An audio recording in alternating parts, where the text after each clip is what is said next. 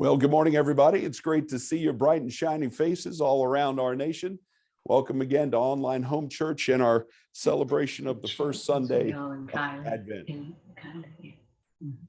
We're glad to see you this morning and hope you all had a great Thanksgiving. Today, I suppose, is a double celebration because we just had Thanksgiving of Thursday of this week, and now we begin our season of Advent and the preparation for the coming of the Feast of the Nativity and Christmas at the end of next month. This is a time of preparation and of prayer and reflection, and I think there's no time like the present to use last night's college football games as a guide for us thinking about how to get ready for Advent. In particular, for those of us who root for Alabama or Auburn, we can take a lot of lessons, bless you, we can take a lot of lessons for how to prepare for Advent from the Iron Bowl. But everybody, before we get to that, I want to talk a little bit about our gospel lesson today. You know, the kind of foreboding statements that Jesus is making to his apostles should sound familiar.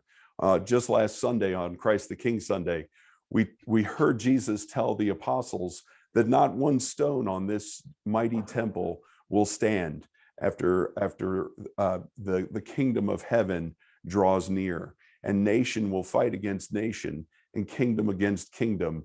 But don't be worried, don't be alarmed. And we heard that lesson from the Gospel of Mark on Christ the King Sunday. And now here we hear a very similar one from the Gospel of Luke. That's intentional and really two important things to just draw from similar stories 2 Sundays in a row that have ultimately the same kind of message for us. The first is we heard it from Mark last week because that was basically the end of the liturgical year. Today, on the first Sunday of Advent, we're starting a new calendar year, a new year in the lectionary, and we're going to hear most of our gospel lessons in the coming year from Luke. So we're hearing a different voice and different author, even though ultimately Jesus is bringing us the same message. And the reason that message is the same from week to week is that Christ the King Sunday talks about how the Son of Man is going to come to judge the living and the dead on these billowing clouds. We heard that from Mark last week as a celebration of Christ as the King of all creation. We hear that likewise on the first Sunday of Advent because we know that as God has become incarnate, as God sent us his only Son here on earth, we know that this same message is occurring. And we reflect on this season of Advent. We reflect on this coming of Christmas time, this God becoming man and sending us his only Son with the ultimate message, this kind of duality, this ultimate message of celebrating Jesus's ministry on earth. And that's why we prepare for Christmas time, and celebrating Jesus coming again. And so even though we keep our eyes on that second coming, and that's what Charles Wesley was talking about today in our opening hymn, "Lo, he descends on billowing clouds," we hear that in our gospel lesson. And everybody, we repeat that week to week, both in the Nicene Creed, which we're fixing to say in just a minute. You know, he will come again to judge the living and the dead, and his kingdom will have no end. We say that every week as both a recognition of Christ the King and Christ as part of the Trinity, the triune God, who God made man so that he could show his love for us and save us all from sin. There's a lot going on in this gospel lesson this morning. But I think the biggest lesson for us here as we prepare for Advent and get to these lessons from the Iron Bowl is one that speaks directly to us, not just as Christians in 2021, trying to figure out how to get ready for the Christmas season, but in this specific time and place. The news this week is very disconcerting as we've struggled and in fact built a church around the need for worshiping and celebrating in a way where we can be together and yet not be in the same space because of this virus. We're greeted with news this week of the Omicron variant of the COVID-19 virus, which could spread even faster and has more, whatever it is, what's the right word, more kind of manipulations to the gene than any previous version, including the Delta variant, which we've struggled with since the summertime. In our prayers of the people this morning, we need to pray for the people of South Africa who may be the first to experience it, but for certainly their government and its ability to do genomic testing was the first to raise the red flag and say, hey, we see a new variant of this virus out there. But when we hear in our gospel lesson today, nations will confront nations and alarm will be raised, that's not just something Jesus is talking about in this kind of future vision of the second coming. He's talking about what we're dealing with right now.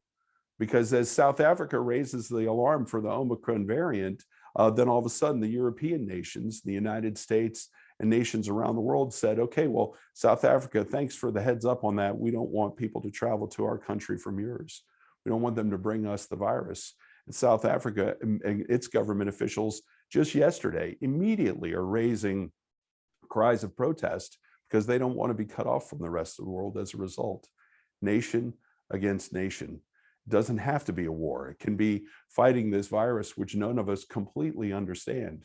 By the way, I should say, not to sound too foreboding, Dr. Fauci and other public health officials have said, we don't know if the Omicron variant is any different than Delta, if it's any more dangerous, or if it has more kind of pathogenic qualities. It could be less serious to the human body.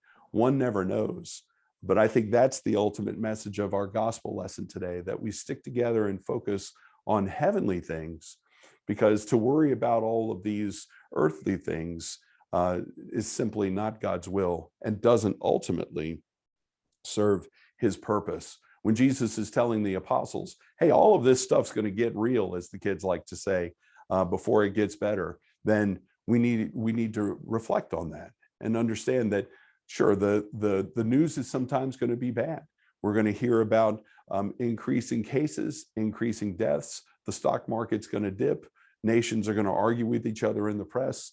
We just have to put that in the perspective that our gospel lesson gives us today.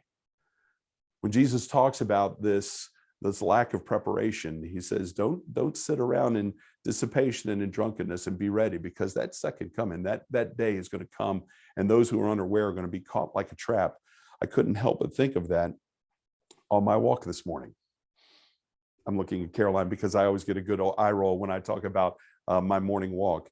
But this morning was a terrific lesson in how to stick together and be prepared for surprises that come with God's nature and creation. So as I was walking around this morning, as y'all know, we live nearby a very big church, Peachtree Presbyterian Church. And my morning walk includes walking around the church, down the Roswell Road, and into a couple of neighborhood streets before coming home. It takes me, 30, 45 minutes, depending on weather conditions and my hamstring. So this morning I'm walking around the church, waving hi to folks, to my friend, the policeman, to the usher who always waves to me. And now I'm past the church and in a little narrow strip of sidewalk along the Roswell Road, which is 4 lanes divided by 2 yellow stripes. Cars are whizzing by there at 50 miles an hour, especially on a Sunday. So you really got to watch your step. The sidewalk, because I think y'all can see my feet, or at least my legs today, the sidewalk in that stretch is really narrow. I went ahead and measured it so I could show you as I tell you this story, because it's an important part of it. I'm going to put my right foot here. And no, this is not the hokey pokey. I'm going to put my right foot here, my left foot here. That's how wide that sidewalk is. Okay.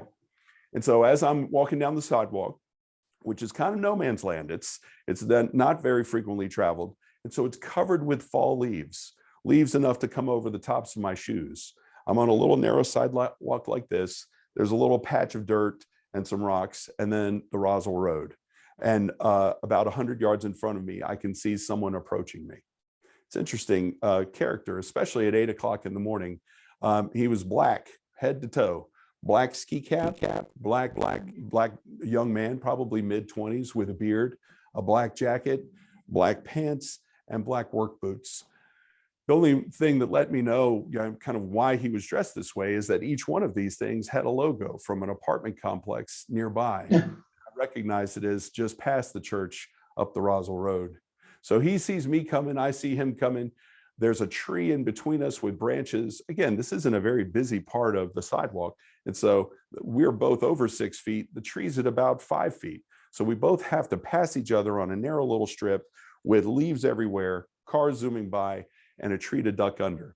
So I went ahead and hopped off the sidewalk and kept walking. Now it's even a little more treacherous, but said good morning to him.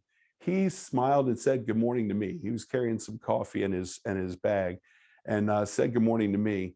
And as we're passing each other, close enough to shake hands or high five, and watching this treacherous terrain and thinking, we have this, we're going to pass by each other safely, and it's all going to work out. We were both stunned into stopping like that, because this tree that we're walking underneath had a hawk easily as tall as my arm. That thing had to be 2 feet tall. And we know that because there was this giant whoosh of wings as the two of us are passing each other in the sidewalk. We both stopped and looked and went, wow, this hawk had a wingspan of easily 4 feet, and kind of shook both of us, because this hawk took off across this little yard and parked himself on top of a little house right there at that yard. And so this complete stranger and I are standing there, and what we thought we had was a pretty good situation on this treacherous sidewalk covered with leaves and cars zooming by, and both standing there in awe at God's creation. I'll show you a picture after our service today. But that hawk, well, let's put it this way, he would have given any butterball turkey we just had for Thanksgiving a run for his money. That chest on that hawk was easily the size of an oversized football. But so as this complete stranger and I are standing here looking at God's creation, all we could do was look at each other and just laugh and wish each other God's blessing and a good morning. Because sometimes, like Jesus says in our gospel lesson today, just when you think you're ready, there's something completely surprising that God's going to send us that can challenge us, that can surprise us, maybe even sometimes cause us to be fearful, but that ultimately puts our vision on heavenly things, not earthly things. And so as we begin the season of Advent and this preparation for the Christmas season, I looked at last night and the Iron Bowl. For those of you who are not familiar, this is a football game that's played every year between the University of Alabama and Auburn University. One that, as an Alabama fan, I'll go ahead and put that out there so you don't hear any bias in the rest of this sermon. As an Alabama fan, I've watched many times, and in fact, every time during my adult life. Well, last night's contest was particularly unique, not just because it was played in Auburn for most of the time that it's been played, and the reason it's called the Iron Bowl, it was played at Legion Field in Birmingham. Well, last night was unique because this contest was so hot, it was so hotly contested that it went into not one, but four overtime sessions. 4 overtime sessions. It's never happened before in the Iron Bowl. It never happened before while Nick Saban has been the coach at Alabama. But I think he gives us 3 lessons to prepare for the season of Advent that I want to share with you. And no, these don't have to do with Alabama winning the game. The first is the first is that we should be prepared. Just like this young man on the sidewalk and I watching this giant hawk fly by, you have to be prepared. Both sides were so well prepared for each other that it literally at the end of the 60 minutes that you're guaranteed as a result of starting a football game, they were tied up 10-10. They were resilient, they fought hard, they were well prepared, and they fought to a tie at the end of 60 minutes. And so this notion of preparation and heading into a season knowing what you're getting is important for Advent, because we've got four Sundays of Advent, then celebrate Christmas Eve and the Feast of the Nativity, and that's the whole reason we're here, is just to be prepared for this coming of the celebration of Christmas. The second is to know your strengths and weaknesses. Both sides fought such a hot contest and then ultimately had 3 overtime periods where they kept on fighting and kept on tying each other because they knew each other so well. Alabama's offense couldn't get anywhere because Auburn's defense knew what was coming.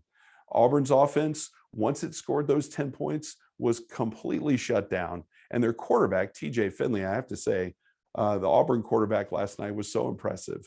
He got hurt somewhere in the 3rd quarter and was clearly limping the rest of the game and all those overtime sessions, but kept going at it. And I guess that's the third thing about Advent to take in mind, everybody, is perseverance. At some point on the third or fourth Sunday, y'all are going to look at me and say, Rich, are we there yet? Like little kids on a road trip. We're going to say, how much Advent do we need? Let's have Christmas already.